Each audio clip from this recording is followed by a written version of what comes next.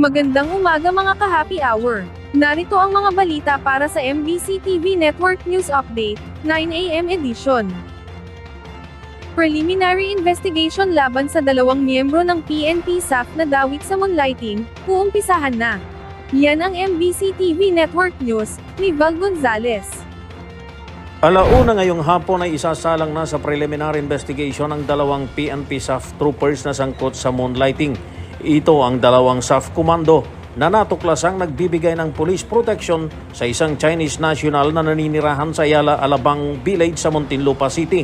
Sa isinagawang 41st anniversary ng PNP SAF sa Fort Santo Domingo sa Santa Rosa, Laguna, kinumpirma ito ni PNP spokesperson at PIO Chief Police Colonel Jean Fajardo.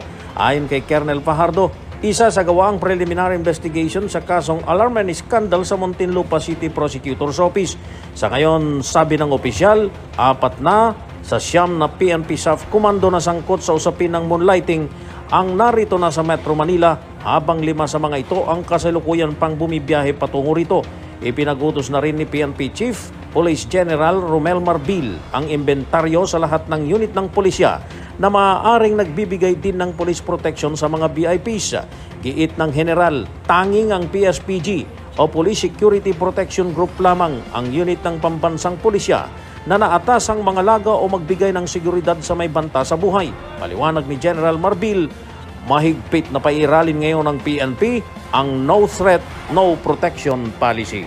Para sa MBC TV Network News, ako naman Val Gonzales, sama-sama tayo Pilipino. Samantala, President Marcos, biyaheng Brunei at Singapore sa susunod na linggo. Magtutungo sa Brunei at Singapore si Pangulong Ferdinand Marcos Jr. sa susunod na linggo. Ayon kay Department of Foreign Affairs spokesperson Maria Teresita Daza, na itinakda ang pagbiyahe ng Pangulo mula May 28 hanggang May 31. Isasagawa nito ang state visit sa Brunei mula May 28 hanggang 29 at didiretso ito sa Singapore mula May 30 hanggang 31, para dumalo sa International Institute for Strategic Studies Shangri-La Dialogue. Ang nasabing pagbisita ng Pangulo sa dalawang Southeast Asian countries, ay dahil na rin sa imbitasyon ni Brunei Sultan Hassan al-Bolkiah at dating Singaporean Prime Minister Lee Hsien Loong.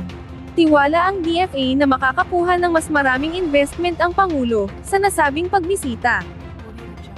At yan ang mga balita para sa MBC TV Network News Update, 9 AM edition. Abangan ang mga susunod na balitaan mamaya, para sa 10 AM edition.